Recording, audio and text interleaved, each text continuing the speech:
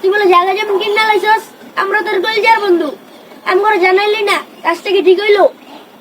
হ্যাঁ বেটা, আমি জায়গা জমি কিনছি।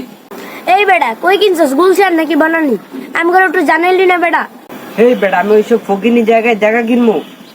কোটি কোটি টাকা ঝালমুড়ি বেচা চান্দের দেশে জায়গা কিনছি, তাও আবার 3.5 কাটা।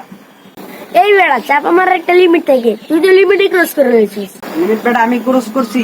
লিমিট ক্রস করছিস তুই। 10-5 টাকার ঝালমুড়ি বেচি, মনে করস কোটি টাকা কামায় লাই। এই বেটা আমি নিজেও দেখছি তোর দোকানে অল টাইম বিল লেগে থাকে, আমরা কি অন্ধ নাকি? ওই 2-4 জন লোক খারাপ তাই নাই বেটা, 2 টাকার করে ঝালমুড়ি, এতে মনে করস আমি অনেক টাকা বেচা লাই। আবার আমার মতো লোক কিনবো জায়গা?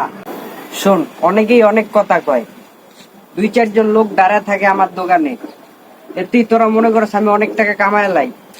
এখনকার যুগে মুড়ি বেচা চলাটাই অনেক কষ্ট হয়ে যায়, আবার কিংবা আমার মতো লোক জায়গা। দোস্ত আমি অনেকের কথা শুনি নাই, তোর সাথে খারাপ ব্যবহার করছি, থাক তুই রাগ করিস না। এক দোস্ত, তুই তোর ভুল বুঝতে পারছিস, সেটাই অনেক।